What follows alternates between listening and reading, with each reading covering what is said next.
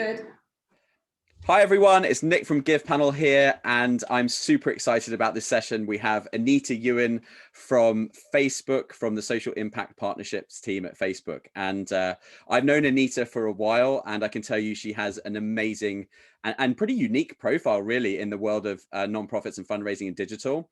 So Anita's worked pretty much in almost every country globally to set up digital fundraising, worked inside some of the biggest nonprofits in the world.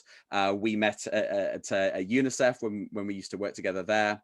And now Anita's turned her considerable experience to go from the nonprofit side to Facebook, although that's quite a while ago now, Anita. I think, how many years have you been at Facebook now? Hi, Nick. I have been at Facebook for probably about 4.5 years now. Wow, time flies. So welcome to the first Social Fundraising Summit. I'm so glad that you said yes to doing this session. We've got some amazing an amazing chat. We've built it as a fireside chat, so it's going to be a chat between Anita and I, and I've got some kind of great questions to go through. So thank you so much. But no fireplace. No fireplace. Well, we did. Yeah, I did think about one of those Zoom backgrounds, but I was probably a little bit too far. So yeah, just welcome, and perhaps you could give people just a little bit about your what you do at Facebook. I've kind of give them a bit of a background for you, but like what is your role like at Facebook? Well, Nick, I'm thrilled to be here. I'm excited for this event. I think you have some amazing speakers, and I think it's great that you're just bringing the whole nonprofit community together around the topic of social fundraising, because I think it is a really exciting moment in social fundraising. And you'll remember years ago us kind of talking about social fundraising and trying to figure out how nonprofits could actually raise money on social platforms, and so much has changed over the past few years. So that's crazy. Yeah, it is kind of crazy, and it's super great to see you. Yeah, so as you said, I joined Facebook about 4.5 years ago. Essentially work on the Social Impact Partnerships team at Facebook, and responsible for kind of two things at Facebook. The first is kind of leading our nonprofit partnership work in the Europe, Middle East, and Africa region. And then the second has been really to launch our social impact products and tools. So most notably and most relevantly for this, discussion is the donation tools, the Facebook and Instagram donation tools that we launched several years ago. But increasingly, I'm working on also within the health area of our work. Most notably around launching blood donations. Yeah, I was going to say, was it that blood donations? Yeah, it's amazing. Yeah, we've really kind of rapidly expanded the ability for people to sign up to become a blood donor on the Facebook platform in lots of different countries over the past year. So we now have, I think, over 80 million people who have expressed interest in becoming blood donors. Yeah. Amazing. Is that in the UK as well, or is it just in other countries? It is. Yeah, we actually launched it in England, Wales, and Northern Ireland. Because I think it was in India at some point. Yeah, we started in India. Yeah.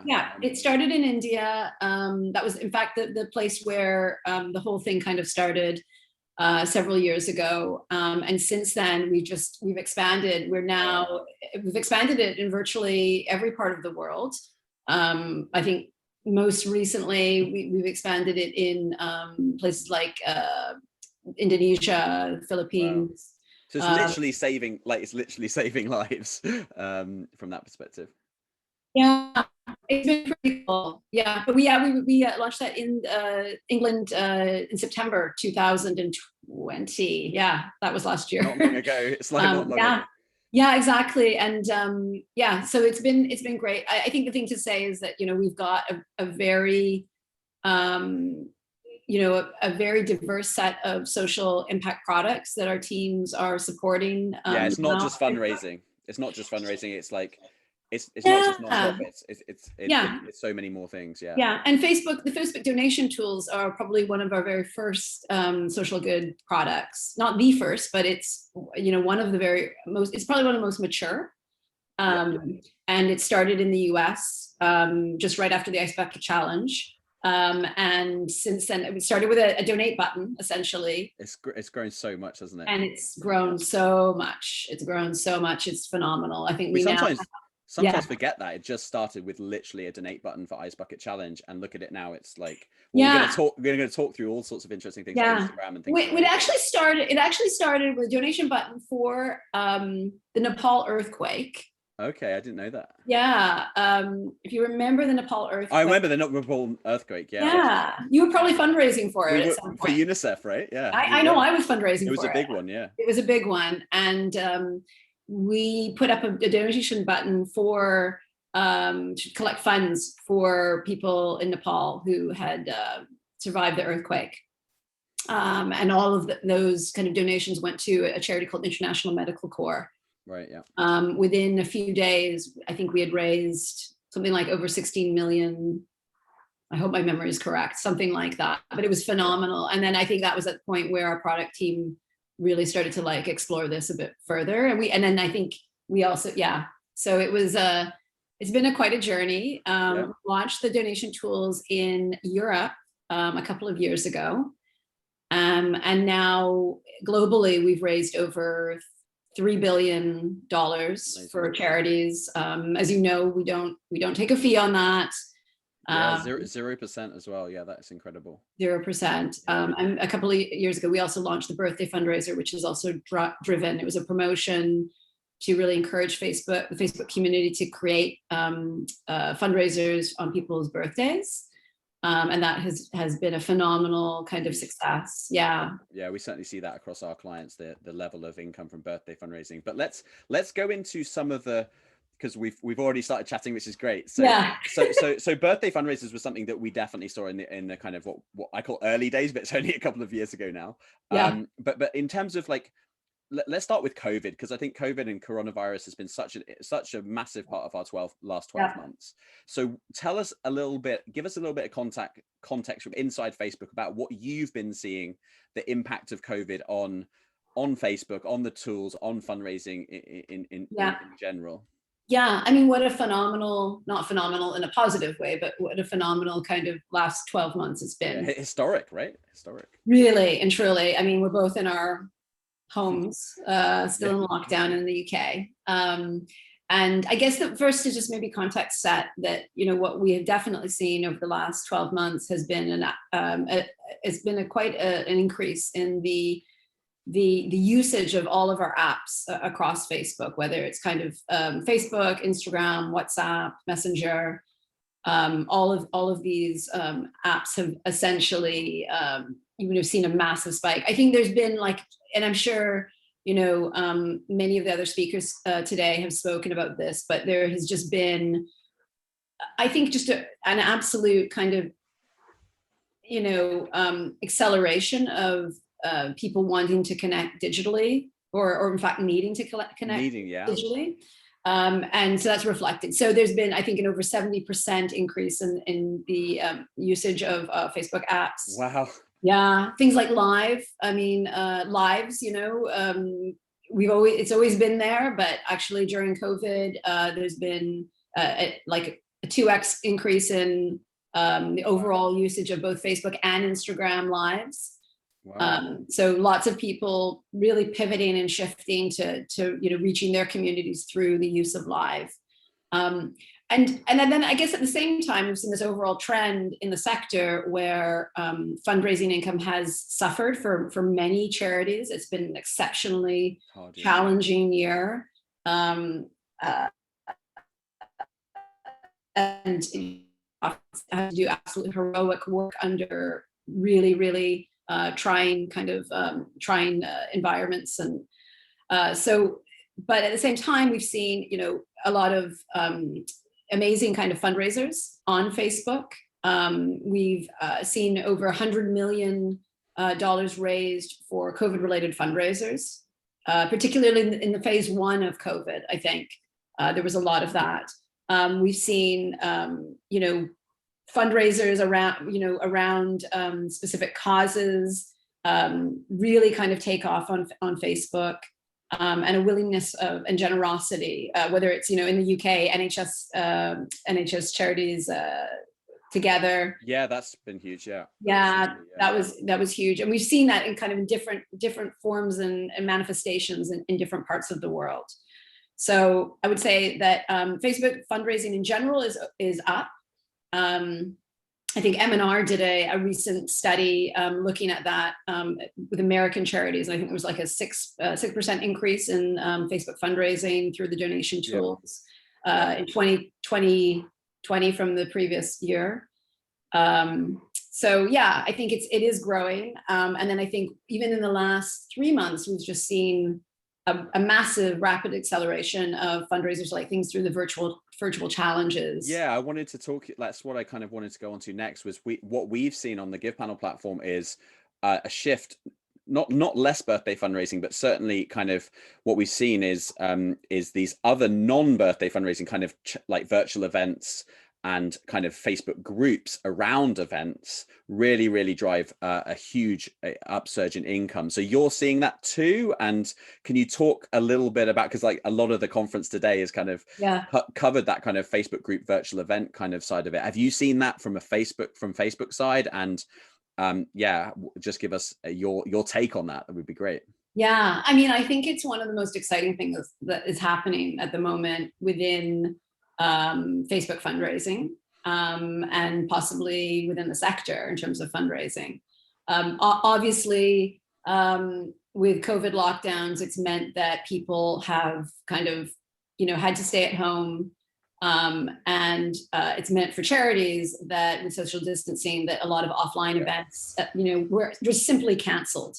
And so I think the virtual challenges opportunity has been an amazing one. We've definitely seen an increase of charities that are raising money using this kind of technique. And it's very, very exciting. I think that the thing that is very cool about it, besides the sort of the creativity that is surrounded around this, and some of the cost efficiency around this, quite frankly, because events obviously in real life are often very expensive to run. Yeah. I think what's exciting about this is the level of engagement of supporters. So, yes, there's been a lot of sort of Facebook fundraiser creations, but before people do that, they join a group on Facebook. And this is like super exciting for us to see, because you'll see groups of thousands of people who are willing to kind of, whether it's do a step challenge or a push-up challenge for a cause. But the groups are really almost like a supportive community for this like powerhouse of supporters that are, really supporting a charity. And so the amount that they post, the amount that they engage with posts and like posts and some of the engagement of people is like, although it's a virtual experience, it's kind of a powerful one, right? Because it very much is. Yeah, because they're uploading their content, they're supporting each other. It's I mean, this was always like, Facebook groups aren't a new thing, but kind of this is driving an acceleration of charities really using it for fundraising in a new way somehow. Yeah, because I think that most charities haven't been using groups to the extent in which we're now seeing that they are. And they're deriving, I think, a lot of value from that. And at the same time, for us, we're a platform where building community is super important for us. And so seeing communities come together during COVID, this is phenomenal. And this is like, and I think there are communities where people derive a lot of value. They're able to keep motivated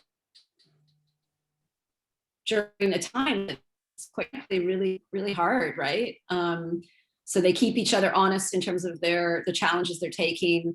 They can be proud of the charity and kind of show and demonstrate their support.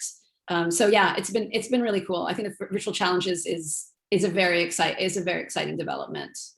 Yeah, what I love is that Facebook groups obviously weren't developed purely for fundraising, but they are a fantastic fundraising tool in of their own right, which I think is really cool. I mean, are you guys thinking, like, if you're seeing this kind of adoption of Facebook groups for kind of fundraising events and that kind of thing, are you guys thinking anything about like new tools for that kind of thing, or how are you guys doing anything to like support charities in that on that side, or are you just monitoring it for now and kind of just observing? Yeah, I think we're it's something that we're definitely we're looking at, and really just like want to support charities that we're working with, so to make sure that they're able to kind of, because this technique is using ads, groups, and fundraisers, and the whole kind of fundraising process really takes place and on the Facebook platform. We just want to make sure that we're supporting partners so that they're really optimizing and best practices across all of those Facebook products. Yeah. So your API is one way you do that, for example, which we've used to build the tool that we're talking about today. So that's been really great from that perspective. So that's an example of you working in partnership with us to do that kind of thing, I guess. You mentioned Facebook ads there, so it's like you're reading my script. But one of the things that we want to that a lot of clients and nonprofits talk to me about is Facebook ads, right? And I guess in reference to Facebook ads have been working for fundraising for a while, like you mentioned Nepal emergencies, but for emergency fundraising, driving people to charity websites to make donations for those kind of things. How do you see Facebook ads in relation to Facebook fundraising, or is it? I mean, they're two separate products. They are. Can you just give us, I think just like the folks listening to this, all the charities listening to this would be super interested in how you see that from your angle within Facebook being the social impact partnership. We definitely, heard from charities that there is some sort of interest in trying to connect these two products in some way. At the moment, they are not connected, but it's definitely, we're always looking at how can we listen to partners and help them generate more income on the Facebook platform. So it's something that we have been thinking about. I think that at the moment we're also looking at how can we help nonprofits skill up on Facebook advertising, because as you say, there are a lot of nonprofits that have used Facebook advertising but maybe haven't sort of fully maximized the opportunity. Or, as we've seen with COVID and the sort of the fact that charities have had to pivot towards digital, there's renewed interest in Facebook advertising to try and fundraise. So we have things like Blueprint training courses, which you've done just for nonprofits now, I think. So there's like Blueprint is a Facebook ads training course that you've just done a purely nonprofit version of, I think. Yes, yeah. So it's we have a set of modules just for the nonprofit sector. We'll link that up to people for after the session. Yeah. I'll share the link with you, Nick. But yeah, we're thinking about how can we, because there is a certain level of complexity with Facebook advertising that right. Yeah, I've seen nonprofits get much better at it because they have to, and it's great that you're supporting with things like Blueprint, because it's like boosting's easy, but anything beyond that gets quite complicated, I guess. Yeah. And you have to there's millions of nonprofits, I guess, on like the last stat I read was quite a while ago where you had 1 million plus nonprofits using Facebook giving tools. So I'm guessing the way that you have to supporting that many charities on the Facebook giving tools must be, hugely complex. And the way that you have to do that must be to deliver things like Blueprint, which is at scale. But can you talk us a little bit more about like some of the other ways that Facebook are, like the way you see how you support so many charities on the platform? Because again, I think that's something that people would be really interested in. Yeah, I mean, I think the first thing to say is that our donation products are it's a product that any sort of registered nonprofit can use, which is absolutely free, and that is quite a scalable solution, in terms of being able to sort of raise funds organically on the Facebook platform, Facebook and Instagram platform, I should say. And then, as I said, like the Blue Course is a way to help kind of build up knowledge. We also have a socialimpact.org website. And that's a great resource to just get a better sense of what are the other things, the other sort of best practices, case studies, information about how you can onboard onto the donation tools. So there's a set of resources there. I should also say that we have a product called Workplace, which is essentially almost like Facebook, but you use it for internal purposes. And it's really a knowledge sharing and kind of networking product platform that businesses can use for their staff. And that's something that's absolutely free for nonprofits. So nonprofits can apply to use that. So those are like some of the things. We're also looking at how can we build up more online events, webinars. That'd be cool. So I would say stay tuned for that. We are thinking quite actively about that, particularly now, where all events now become virtual. It really means that there's an opportunity for us to reach more people through these kind of virtual events. And will there be something like Blueprint for the Facebook ads, but for fundraising, or is that kind of too? We do have a learning module around the Facebook organic. Oh, okay. I didn't even know that. Yeah. Okay, I didn't know that. We'll have to link that up after the session as well. Yeah. So I think this is the thing, like the nonprofits, like they like getting the word out about the support is also like something that we try and do. It's like, there's so many nonprofits and obviously everyone's busy. So it's just trying to get the fact that you have that. So that's all linked up from that social impact website as well. Yeah. So you can find it. Yeah. So what? Yeah.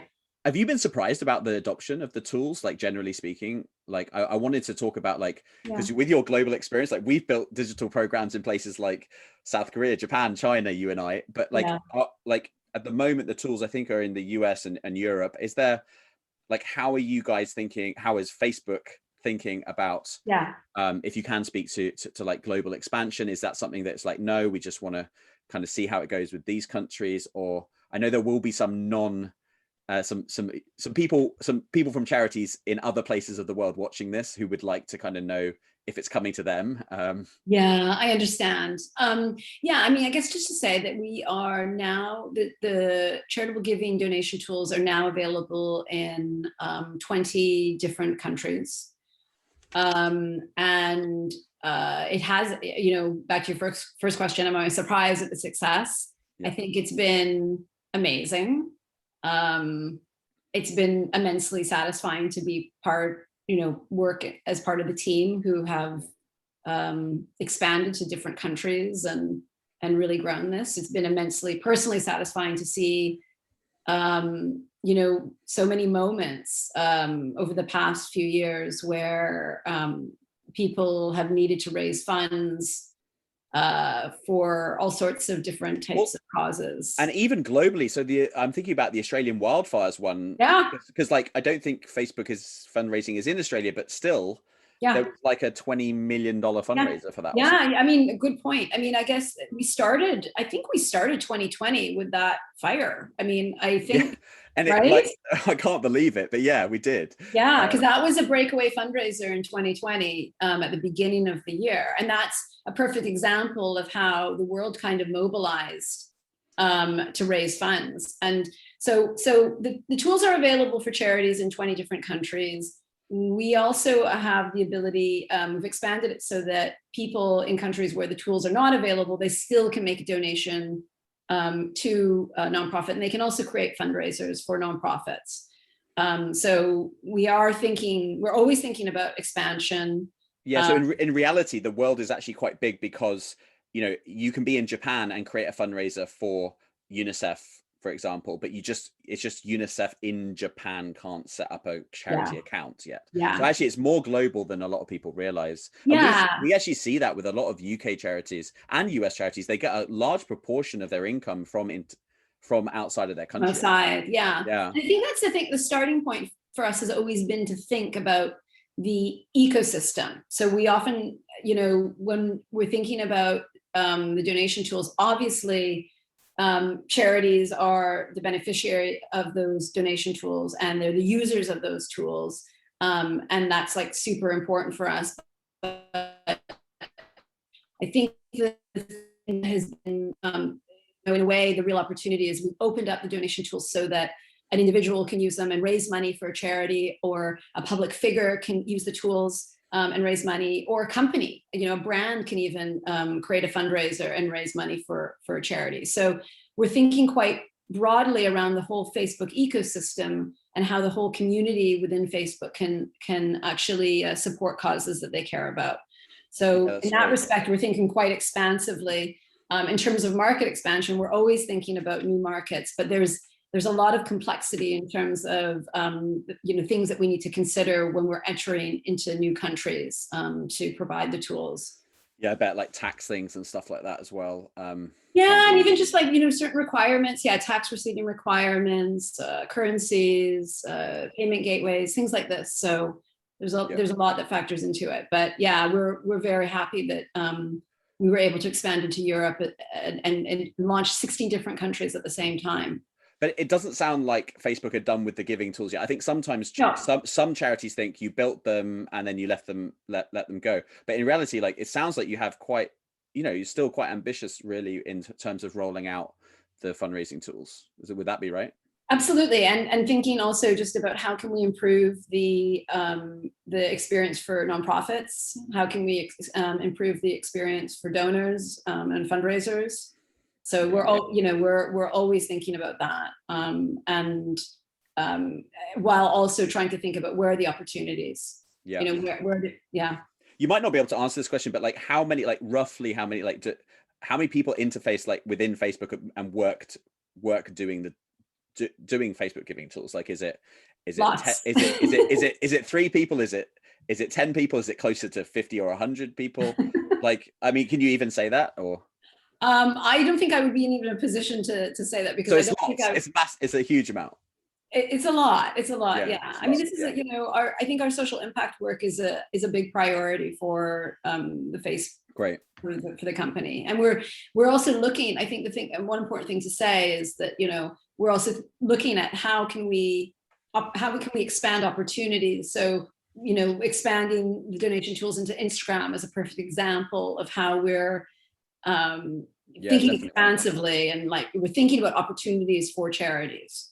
Yeah, definitely want to talk about Instagram. I've got one more thing before we get to Instagram, because I think that's like something that has come up today in the conference, and I think it's like the next thing. And so when your role is obviously interfacing with a lot of great nonprofits and helping them out with your partnership model, when you're kind of advising them what to do, what are some of the kind of untapped areas of digital fundraising where you kind of advise that, like, where do you think charities are under investing, like in terms of digital generally, because you've got such a broad range of experience? Give us an insight into some of the things that you would tell a partner, hey, focus on this and that kind of thing, like strategically, not tactically. Right.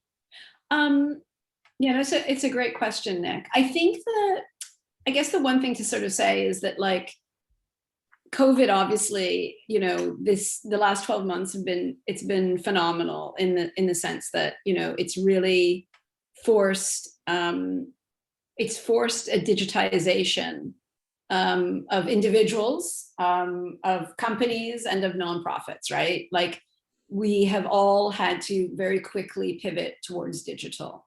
And in many ways, COVID, with the lockdowns and the shutting and the social distancing, the shutting of businesses and the stopping of real life events, has really forced us, I think, to accelerate with digital plans and investment. So for me, it's probably fast forwarded us at least 5 years, right? Yeah, we used to have to try and make it happen, didn't we? But like this is kind of, like, this has been because it's basically it's become necessary now. So something that I think a lot of nonprofits have known for a long time, it's actually become very real very quickly. And so I guess that's the sort of the broader context. I guess I would say there are probably 2 things that I would advise nonprofits on. The first is really to understand the consumer insight or the consumer need. So take, for example, the virtual challenges. Why is that working so well right now? And my guess is that probably because it's capitalizing on a need. We're all locked in our homes. We all feel like we should be doing something active, but we're probably not.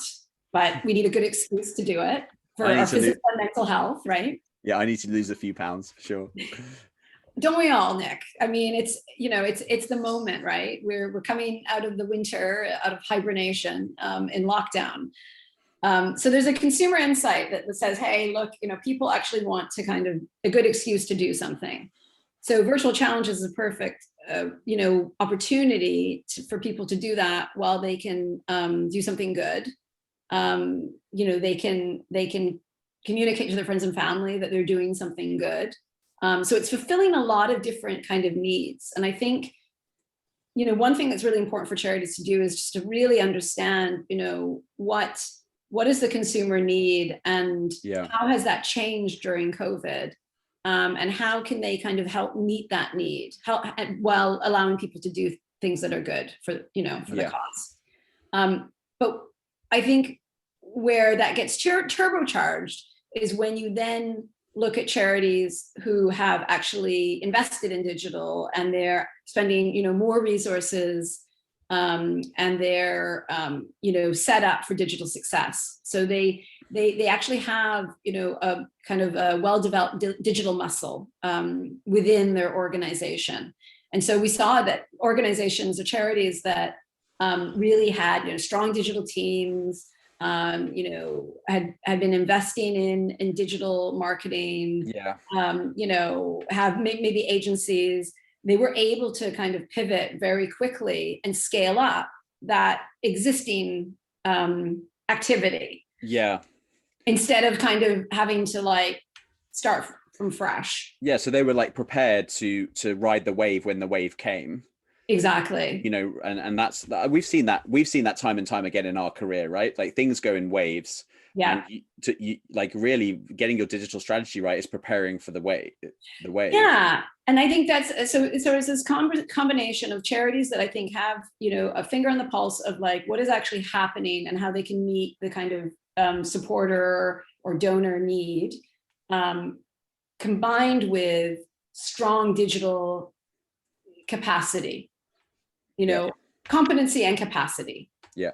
And as you say, I think fundraising opportunities now, digital fundraising opportunities, the window of opportunity has become narrower, meaning speed is, and it's so cliche to say, but speed has become even more important. So, we know that certain techniques, digital techniques, will likely have a lifespan. Right. Yeah. So even clients say to me all the time, "Our Facebook challenges, are they is it saturated already? Because it's happened so quickly." Right. So, yeah. The speed of change is accelerating as well as just change itself. It really does. I mean, we see this definitely with Instagram, where there will be there might be something might come up in the public sphere. It gets a lot of engagement on Instagram, and there's a moment where you can kind of fundraise for it, but actually, fundraising appeals on Instagram are not going to go for months and months and months usually, right? Yeah. So, so how does a nonprofit kind of capitalize on that? Well, they have to be able to kind of have the finger on the pulse of what is actually happening out there, to know that they have a kind of window of opportunity, and they have to have the digital competency and capacity to kind of really kind of pivot quickly and move on it.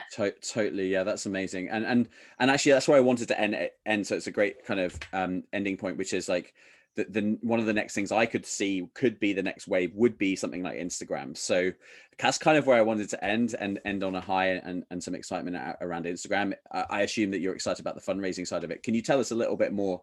It's very new. It's new to us. It's new to nonprofits. Right. So not Instagram itself, but the fundraising tools on there. Just give us a little bit of insight of what's going on Instagram. Yeah, I mean, love Instagram. Yeah, I guess Anita's pretty big on Instagram. You're pretty big. I don't know, for a very strange reason. We don't want to go there. But I don't understand why anybody would follow me, to be honest. But yeah, essentially, we launched the donation tools in the summer of 2019. So that's long ago. You just cut out there. You just cut out there a little bit. Okay. You launched the Instagram donation tools summer 2019, so quite new. Quite really new. And I think we've always had this we had always heard from nonprofits there was a real interest in, how could they also, raise money on the Instagram platform. So our team launched a donation sticker that you could use on stories in 2019, where you go to the sticker tray and you can actually choose a donation sticker. And so any charity that is onboarded onto the Facebook donation tools actually has access to use the Instagram donation tools. So the sticker's been going well. And since then, we've launched features like the ability to raise money during a Facebook Live. That's so cool. Yeah. And you can see there's so many kind of public figures, influencers, celebs that use Instagram. They're going live, particularly during COVID, remember, because we're seeing a spike in Instagram lives. And so now they have the opportunity to kind of raise funds on Instagram through either people making a straight donation or on Facebook lives, you can also link to a fundraiser as well. Right. So okay. I didn't actually know. Yeah, I wanted to mention that actually. Yeah, is that new? Relatively new. Relatively new. Yeah. Okay. So Facebook Lives can now link to a fundraiser. You can, yeah. And on Instagram Lives, people can just add the donate button. Yeah. So yeah, and I think back to the Facebook side, this is quite cool because for a long time you could add the donate button to a live, but a lot of charities that were running campaigns, they wanted the amounts to connect if they created a page fundraiser, and they hadn't been able to do that. So now you can actually promote that fundraiser in a live as well. That's amazing. Yeah, I didn't know that. So that's a great bit of news. That's brilliant. It's it's totally separate. So on Instagram, you can do a live and raise funds. And then very recently, like 3 weeks ago, I'm losing track during COVID, during lockdown, we launched the ability for people to create fundraisers on the main feed on Instagram. That's the one I'm really excited about. Yeah. So a public figure can do this, an individual, a charity can do it. So that's a really new thing.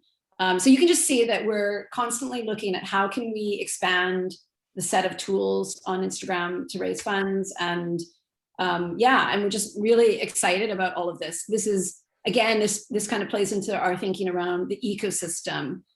We know that public figures and celebrities are huge on Instagram, and they often have causes that they are supporting. I think it's just really important for charities to also let some of their biggest supporters know about these tools on Instagram, because if there's an opportunity to raise funds, that celeb can easily create a fundraiser now on Instagram.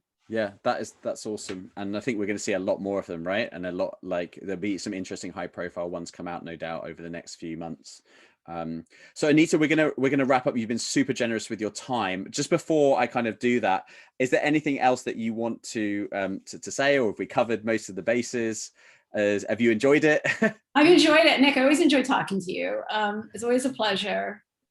I would just say, just in this challenging moment, which we know it's challenging for charities, we just hope that the donation tools are helpful. I think the virtual challenges is immensely exciting, because I think it's one of the times where charities have been kind of proactive with using the donation tool. Yeah, it's true. Yeah. And I think when we first launched, I think charities, they were raising funds. People were creating birthday fundraisers for them.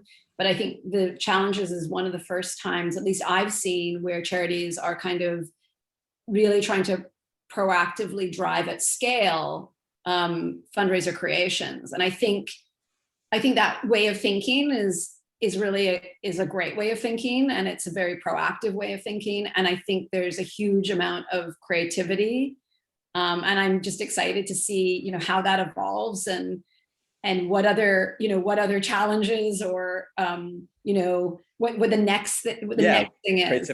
Creativity, as you said. So it is. Yeah, me too. Creativity. Yeah. Cool. Well, look, thank you so much for giving us your time, and you've got such amazing experience. And I'm actually really hoping, Anita, that if we do this, if this happens again, we do another Social Fundraising Summit, I'm hoping it might be in person. And yeah, I would love if we could share the stage and do a kind of fireside chat maybe I mean, next the year. next time I hope we can have a real fireplace. We could actually have, proper. we could roll it out on stage, but I'm just looking forward to getting back to seeing real people in the flesh. Me too. But if we do it, I hope if we do another event that you'd come to it. But thank you so much. I know that a lot of people would have found this immensely useful and insightful. So again, just thank you from the whole Givepanel team here behind the event for your time. Thanks, Nick, and thanks for putting on such an inspirational event. Cheers. Bye, everyone. Bye.